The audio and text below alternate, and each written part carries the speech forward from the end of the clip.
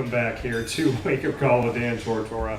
We're going to have to talk about what we just talked about off the air for a second here, but happy to be here with you. This is part 2 of our special with Liverpool Warriors Boys Lacrosse, and we are here at the beginning of the season, just a few games into the 2023 campaign. And of course, we had part 1 for you. We hope you go back and check that out with Joey Sacco and Brad Kohler here with Aaron Clouthier and head coach Mike Felice on the broadcast of Wake Up Call with Dan Tortora. We're here every month at Avicolli's down the road from Liverpool High School on 7839 Oswego Road in Liverpool, our exclusive home for our Liverpool Warriors broadcast. So gentlemen, welcome to the show. Thanks for having us. Yeah, thank you. Absolutely. So Aaron, I got to shout out the fact, since I'm a goatee guy, I respect the facial hair game. I do. Thank you. Not many people like it. Are you 23 now? 24? Not yet. Not yet? No. I was going to say, because you know what? I'm going to tell you this right now. Anybody that dogs you about the facial hair, it takes some people forever to grow facial hair. Those two right there. Okay. Those two right there. Yeah. No, it takes a long time. I had like a full mustache at 12 because I'm Italian and Hispanic, and your body just, that's what happens. I'm very proud though, because I prayed to God as a child that I wouldn't be a hairy person. Uh-huh. So I have a lot of facial hair, but I'm not a hairy individual, which is a good thing. So respect. And this took the longest. Everything else grew, but the connector of the goatee took the longest time. Haven't got it yet. Yeah, Haven't got it. That's the thing that'll take time. But I did mine as kind of an ode to, a little respect to Tony Stark. So I change it up. I cut the middle here. I let like a shark fin come out sometimes. Do a bunch of different stuff with it. I like to mess with it. And every April 26th, so coming up, I wish my goatee, I say to the real goat, and I wish it a happy anniversary. And I think this is our 5-year anniversary right now. 4 or 5 years. So I respect the facial hair game. Coach, no facial hair. Nothing. Clean shave today. Okay. Now, have you ever rocked a goatee? No, I still can't do the connector. You still can't I connect? still can't connect. That's what I'm saying. I feel like men don't talk about how there's very few of us that can connect it. It's true. And I used to like shave, because they say like if you shave in that spot, it'll like try to command the hair to come in. So I would always like go over it. And then I think 21, it finally came in. I got a couple years until it comes in. You got a few years for that. So coach, having fun with the guys again. You and I have done this for many years. We were talking about it off the air. Why do you love this program? You can love lacrosse, but why do you love Liverpool? I started my career here, and it was, I was a Beeville guy. So when I first came out of college and I started student teaching in Liverpool and got offered the job, I was a little apprehensive. I was like, this is a rival coming over to this side. And then once I got here, I never looked back. I absolutely loved it. The community, the players. I mean, guys like we have here, Brad, Aaron, Joey, and guys that still aren't here, guys that we've had in the past, and guys coming up the pipe, and just their families, and been so welcoming, and just it's truly a community, lacrosse-wise, and even in the district. So definitely enjoying it. I can't see myself anywhere else. I just love being here and love being with these guys. Have you been forgiven for crossing enemy lines? Yeah, every time, now that I actually live in Beeville now. Yeah. So that makes it a little interesting that, my daughters are coming here to cheer for Liverpool, and they go to Beeville. So I don't know when that shift will happen. They're a little young, but I know it will come, and we'll see how we cross that bridge. Yeah, and I've lived in Beeville, and I've lived in Liverpool. Yeah. So, and I mean, to people that don't know, Beeville, Clay, and Liverpool are like the same place. Sure. Because you go down a certain street, and now it's Clay. Yeah. So it's really interesting, and it's funny too because Chick-fil-A Clay is considered Liverpool, New York, which is very confusing. Mm-hmm. And whenever you go to the doctors, they're like, "Where do you want to have your prescription sent?" And then you tell them like when you say, "Oh, this is in Clay," and they're like, "There is no Clay. Right. There's a Liverpool." So it's very confusing, but not too far away from each other. That's why I think the rivalry is so good. Aaron, is that your favorite rivalry? Yeah, that and CNS started a couple years ago. CNS has picked up in the rivalry, but definitely Beeville. What is it about the Beeville rivalry that you love so much? It's just bad blood as soon as it gets on the field. We're all friends. We've all been playing club lacrosse with each other for years, and we're that close. to each other, and usually whoever wins that is the top dog. CNS, if the bad blood is Beeville, then what does CNS feel like? They're getting there. Okay. We had a couple close games with them last year, but we won the one that mattered to get to the championship. So, it's definitely improving, but it's not at the level of Beeville yet. Okay. Coach, do you still feel like it's Beeville, or does CNS bring a different feel to it as well? I definitely think Beeville's the one that's it gets energy going. Yeah. Beeville does. It's a good energy, and like what Aaron just said. I mean, all of these guys know each other on Beeville, so they are good friends off the field. But once we're on that field, it's intense. But afterwards, they're hugging, talking to each other, and and they carry on after that, which is pretty cool. CNS is just a different type of rivalry. It's I almost feel like some of it stems from like football, and then it kind of naturally with the football players that play lacrosse, it kind of blends over to lacrosse. So it's definitely a rivalry for sure. They're just a different feel when you play both those teams.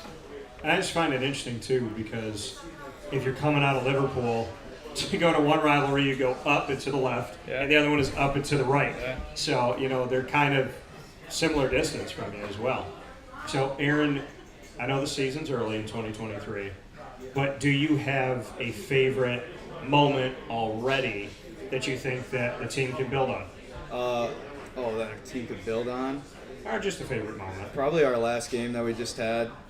We came out slow, and the game didn't end our way, but we all came together after the game and talked and realized what we had to do for the rest of the season to improve and get to where we want to go. What did you learn from that game? We got to come with energy. We all got to be on the same page. Energy has to be there from the start to the end, and we just got to pick each other up as we go. So you talk about energy. Why was there a lack of energy in that game?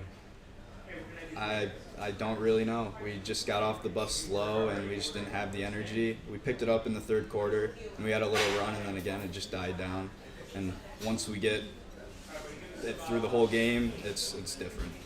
So you talk about energy. Who's the fire starter on the team if you need energy? Probably Coach. He's subtle with it, but he gets us all in the right mind, and we start picking each other up after he gets on us, and we learn from it. Coach, would you say that? Are you the fire starter? Are you the match? It's a hard one to answer. I would like to say yes, but I also feed off of them. Yeah. I don't think it's just a one way. There's definitely times that in the games that I see them and how they're reacting, and I feed off of that. And I also see times when things may not be going well for them, and then that makes me go to a different side to try to be the person that's now encouraging them instead of trying to be that fire. So just trying to, that's where I mean by feeding off of them is I see where they're at, and I try to support whatever end that they're at, either really good, middle, or we're struggling. So that's my goal, and that's what I try to give to them every practice and every game. You meet them where they are. Yes, absolutely. That's a good way to And put it. how have you learned the art of doing that? You know what? It's definitely new, if I'm being very honest. When I started out, I was not like that. I was very, I would say, black and white. Mm-hmm. And I don't think I met kids where they needed to be met at. Okay. And I would say over the past, like 5-ish years, I think once me having kids changed my perspective.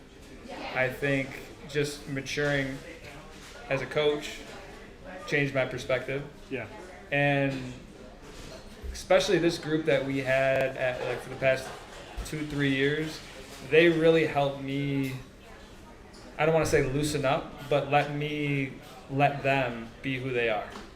And each team is different, and some of that is with them being super loose, and loose doesn't always mean that they're not serious. And that was something that I had to kind of grow into, that when I saw them loose and relax and, not messing around, but, busting on each other a little bit, that doesn't mean they're not dialed in. That's just that team's identity. And each team has a different identity, and that's another thing that I think I've really grown in, as just kind of just knowing these kids and knowing the identity and just supporting that identity and just realizing that these kids want to win. They're not here just because they want to hang out. Yeah. They want to win, and whatever it takes for them to have a practice be, maybe a little looser. Some teams, they like a little tighter, and I think that's my job as a coach, to be able to find that medium with them and let them be who they are, so that we can be successful. Because what really matters is how they are as kids and how they respond and the buttons to push for them, and it's different for each one of them in here. So I think that's the biggest thing that I've learned as a coach, and I think that's definitely helped us. I love it. I appreciate that answer. You have something to say, Aaron, about that? I agree with it, because I've been here for a while, and I remember my first year, it was very I don't want to say strict, but we got in, we got the job done, we got out. Now we talk a little bit, what are we feeling today in practice? How's everyone feeling? How's everyone's day? And just stuff like that. So, as coach has evolved, how has it maybe brought more out of you? I've definitely loosened up a little. I don't want to say I was tight, but I was hesitant to do things, and now it's just free flow. Everyone's feeding off of each other, and coach just loves it and just encourages us to be better. Talked with your teammates here, Joey and Brad, about the fact that they'll be going up against each other in the NE10. You're going to be joining Joey at Le Moyne. Yep. Why Le Moyne? It's close to home. Obviously, a great academic school, amazing coach, amazing program, and at the same time, it's that place far away from home. If I need it to be, and if I need to come home on the weekends, I can. Yeah. Do you come home for hugs and goulash like Joey does? Hugs, yeah. Goulash, not so much. I like goulash, but not as much as Joe eats it. So what do you like at home? What's the home cooking that you like the most? Chicken parm, chicken riggies. Chicken parm and chicken riggies. All right. Who's making it? My mom. Your mom? Oh yeah. Okay. Is mom the only cook in the house? Dad cooks burgers, steak, things like that. Mom's usually pasta and chicken parm, chicken riggies, things like that. Is she doing homemade riggy sauce? No. No. I Okay. think it's Avicolli's riggy sauce. Okay. Well, shout out to mom for that shameless plug that we didn't expect. So that's pretty cool. So, Coach, we've talked a lot about food here. When you go home, what do you like to be made for you if you could pick anything? I love Mexican food. Absolutely love Mexican food. So if I had to go to, I would eat that 3-4 nights a week. I agree, because like I said, that's part of my blood is having a Hispanic background. What I don't like that people ask me is, and I won't say the names of the companies because they don't work with me, but I'll say what they rhyme with: schmoes and schmapotle. But when somebody says to me, "What's more authentic?" Neither. Like in a grandiose scale, neither. And the thing that I find interesting is if you go into a schmapotle, you almost never see anybody Hispanic working there. Yeah. And to me, if I'm going to go to a place, I want somebody who knows the culture, knows the food. It doesn't have to be everybody, but I love that food. So I make homemade nachos, which I would rival anybody with. And I want to get into the Mexican food for you. What are your go-tos? I'm a big seafood guy, so I like the shrimp taco, shrimp burrito. I like little catfish burrito. Catfish is pretty good. Swordfish is good too. Yeah. Not necessarily a Hispanic thing, but I've had swordfish before. So you like that type of, the seafood side of it. Yes. Okay, all right. Aaron, do you dabble in the schmoes or schmapotle? Or do you go somewhere else? A little bit here and there. Usually with the guys after games, we'll go to schmoes. I love it. Yeah. So I can tell you something. So I couldn't find good queso in the community, so I would go to schmoes. Mm-hmm. And now, Salt City Kitchen and Catering, I just went over there. One of my buddies was like, "You got to try the tacos over there," because I couldn't find a place to get tacos. So I went over, got the tacos, and they had queso, and they make it right there. And the two owners are cooking all the time, Chris and Kevin. So they're like, "Yo, we're gonna try it." So whenever they're making a new sauce, they'll just give it to me and try it. So they have like a tomatillo sauce and all that, so they'll bring it over to me. I wanted the queso so bad over the weekend for the men's and women's NCAA tournament championships. They were closed on Sunday, and I texted them and I said, "You guys open?" And I didn't think they were.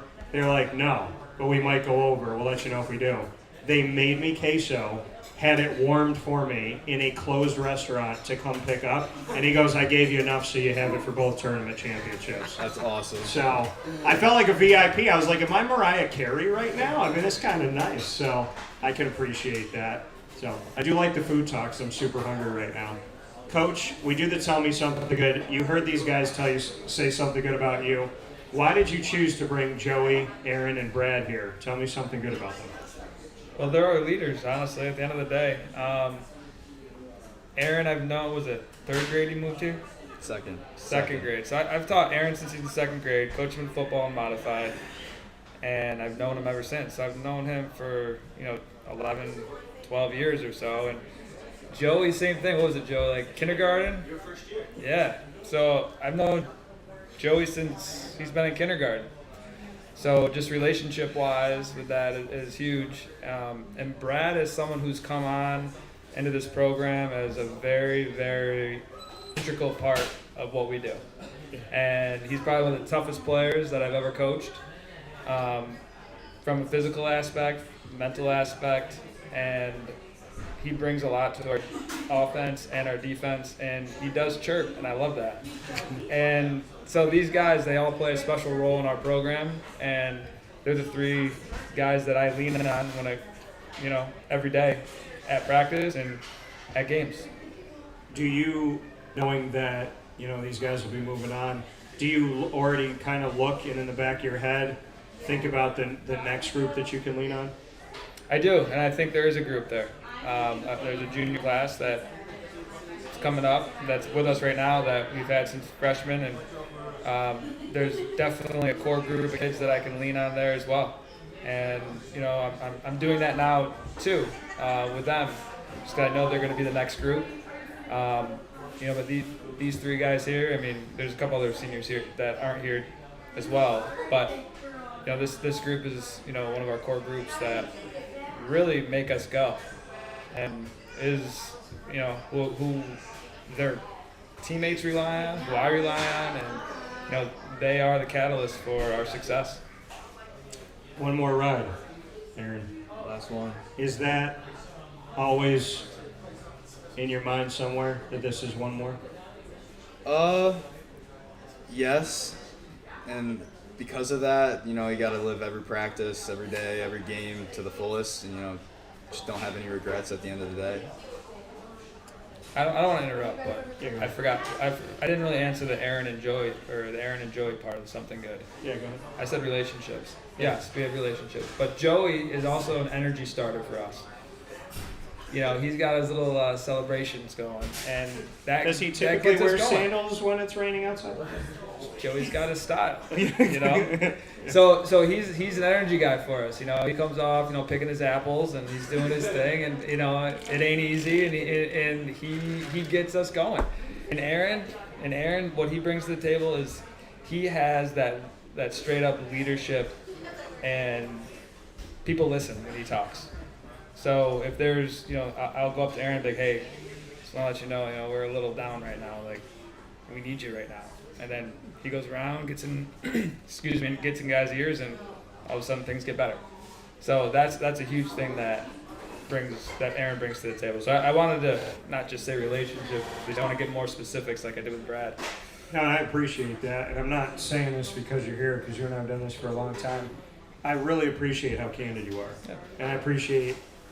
First and foremost, I appreciate that you come out and do this, but the fact that I can tell that you care. I mean, I've done this for almost 20 years.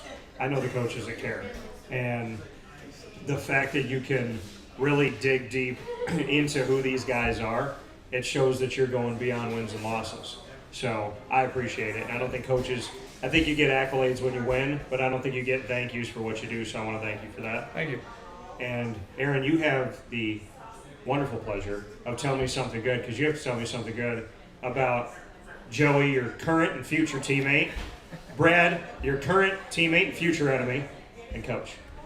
Well, starting off with Joe, like Coach said, always has the energy. You know, if someone's having a bad day, he picks you up, and he's just always there. He's got your back no matter what.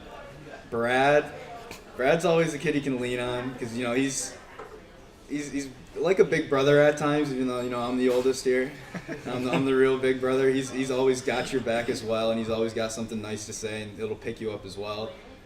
And Coach, just the bond he brings to the table with all of the guys. He has a bond with every single one of the guys, and he just feels for them. It's like he's a part. He's obviously a part of the team, but it's like he's a player again. And he's someone that understands the game and teaches us, and we can feed off of that and do the same thing to each other. Before we jump into rapid fire, Aaron, I want you to tell me what Coach has brought out of you. Well, the last couple of years, I'm not really a talker during games. I'm usually quiet, but this year, you know, he's really brought out the leadership in me, and because of that, everybody on the team feeds off of that, and it's helped me grow as a person and go into that leadership role, and it's helped the team, and guys just feed off of it, and it's all together just good for the team. How do you get it out of you?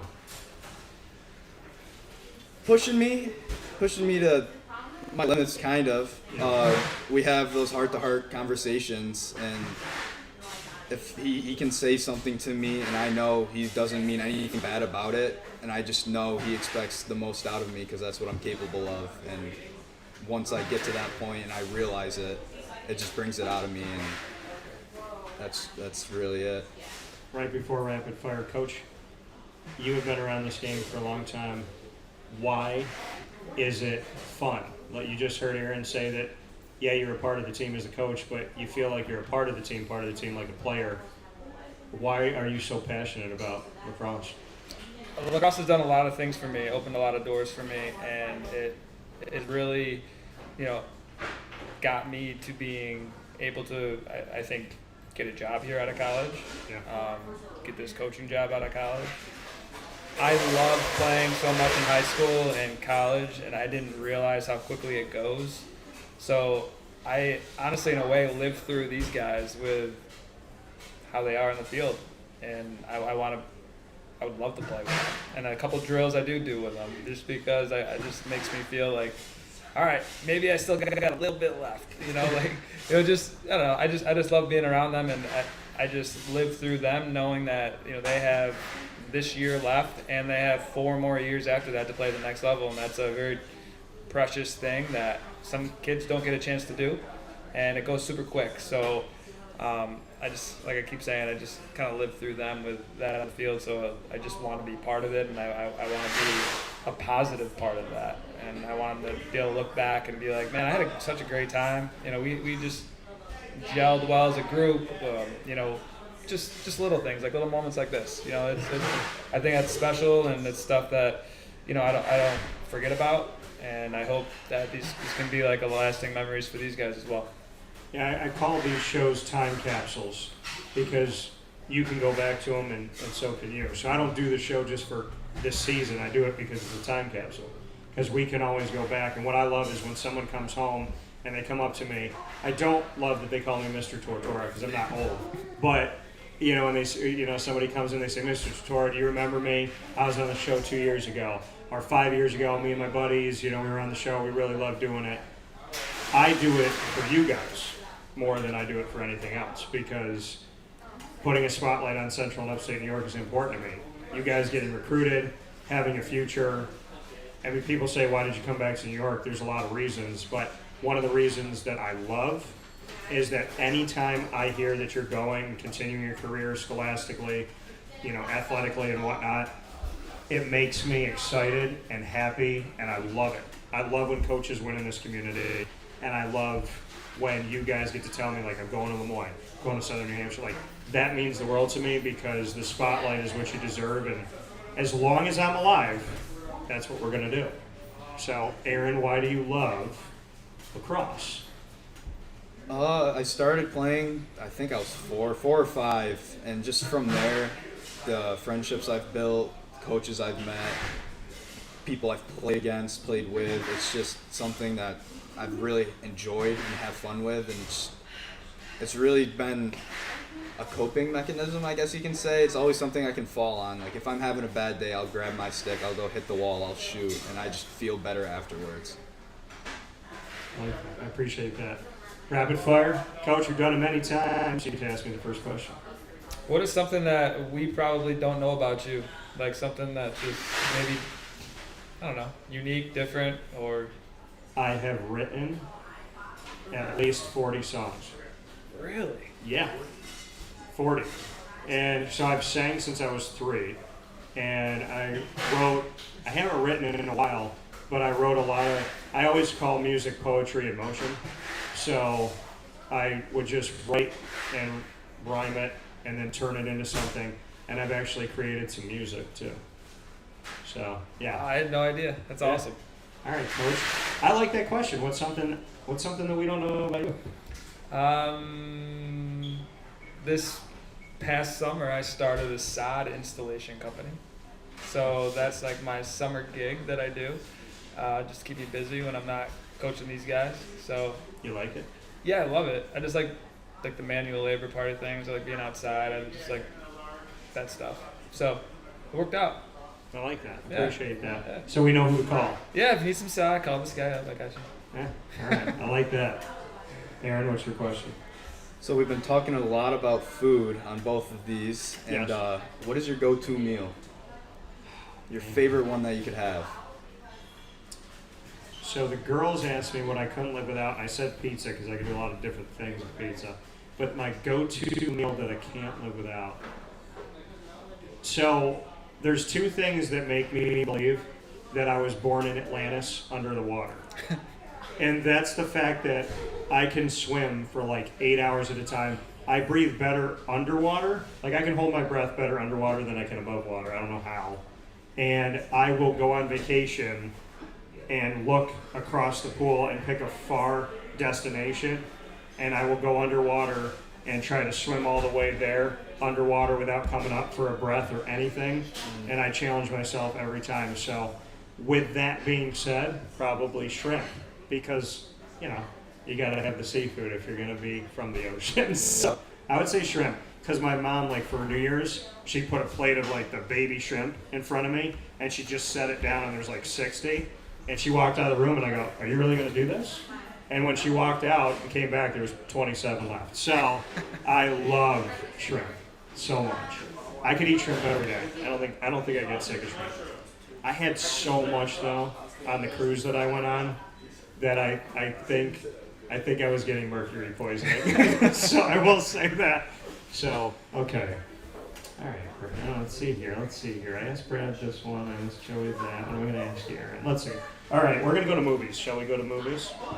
Aaron, you can live in any movie world. What movie world do you choose to live in, and what character do you decide to be? I'm going to go to my favorite movie. That's The Sandlot. And I want to be Benny the Jet Rodriguez. Good call. I like that. Why? Just the main character, he's the leader. He's a stud, as Joe just said. He's the man. Yeah. And it would be great to live back in the day in that movie. I actually have a Sandlot shirt that I think it says "Legends are born" or something like that. So yeah, I do have a Sandlot shirt. I like that. All right, Coach, what's your last one for me? Last one. When you were a kid, favorite TV show? It's so easy. Boy Meets World. Yeah, Topanga? Always. But so here's the crazy thing. Topanga. I think so. There's 2 things about this that I find awesome, because I don't believe in coincidences. I call them God incidences. So I was at Five Below like last week, and I was going through the T-shirts because they have really cool shirts there sometimes, and they had a Topanga shirt, and I bought it for like $5. And my dad came over to the house, and I go, "I got to show you something." And my dad looked at it and started laughing. He's like, "That's an amazing shirt." Yeah. But I actually met Topanga. Did you really? And I interviewed Topanga for my entertainment show, Superpowered Pop. So I was down in New York City. We've done 6 New York Comic Cons. And this was pre-pandemic. I think it was 2018 or 2019. and Boy Meets World was coming out. First, it was the first group that they announced was going to be there, and I legitimately said, I don't care if I do anything else in my life, I have to go to see them. And it was Corey, Topanga, and Eric. So Ben Savage, that plays Corey, not a nice guy in that day. Not proud of it.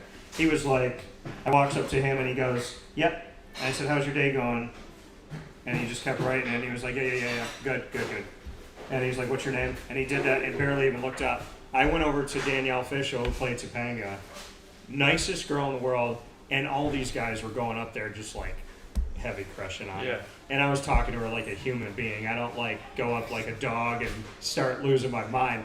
So I just started talking to her, and we were talking about Buffalo, and she went there with her mom one time. And I was kind of like, oh, okay, and I'm starting to walk away like I don't want to take up your time. And she kept talking, and I said, you want to take a picture? She had no handler. She took my phone. She's like, come in close. And so we took a picture next to each other. I sent it to my mom, and I go, why do I look happier with her than I look with the person that I'm with? Oh, yeah. And here's the crazy thing about life. I came home, and the day after I came home, that relationship had ended. So it was just funny how that happened. Not because I met Danielle Fisher, but yeah, so Topanga's awesome. And then I got to interview them, and I asked the three of them of everything that they learned on Boy Meets World, what was the most lasting message, like piece of advice. And so one of them said, lose one friend, lose all friends, lose yourself, which was in the show. But the guy that plays Eric, Will Friedle, genuinely, he's Eric in real life. He is the nicest guy. We talked for a really long time, and he literally, I think he like, after meeting him, I think they saw him like a gas station and said, could you just be yourself? He is a nice, sweet soul of a person and treats you like a friend when you meet him. Like he was talking to me about my sneakers and stuff. We were hanging out for a while, and yeah, so I would say it's Boy Meets World, but I have a deeper connection to it now. Yes, you do. I like that. So, all right, Coach. If you had to dress up like any character, animal, Marvel character, DC, literally anything, if for Halloween your team could make you dress up like a character, what character would you hope that they never picked? Never picked? Yeah.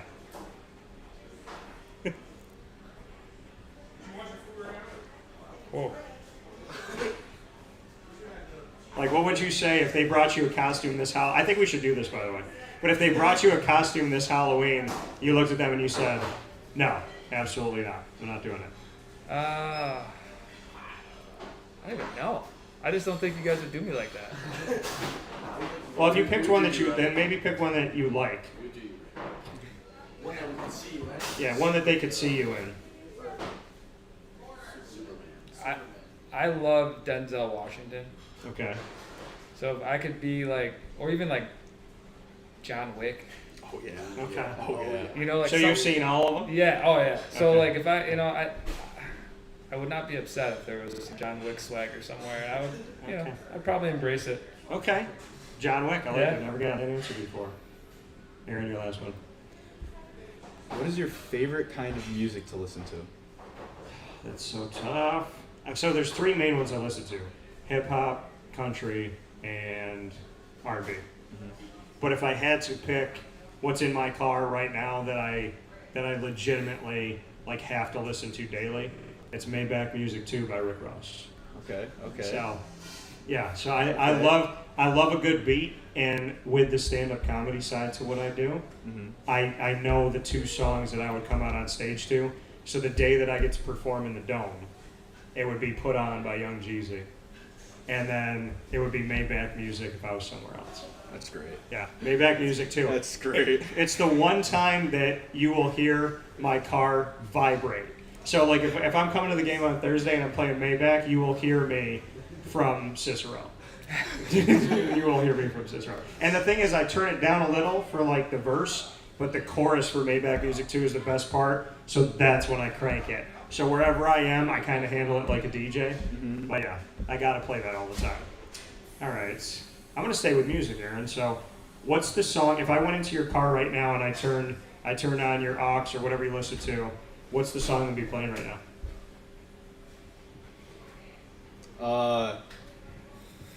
They're over there saying "Lowdown" by Lil Baby because we listen to that before every game in the locker room, and that's usually the go-to to get everybody hyped. Okay. Gets everybody focused, and probably that to start off. As soon as we get in the car, probably that. Okay, that's Coach's favorite, I'm sure.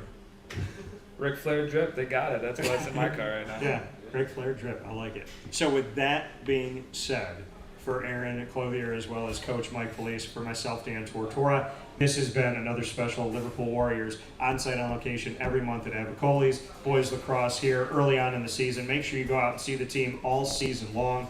And of course, as they step forward into college, go out and see them and support them as well. The cool thing about next season is you can go to Lemoyne.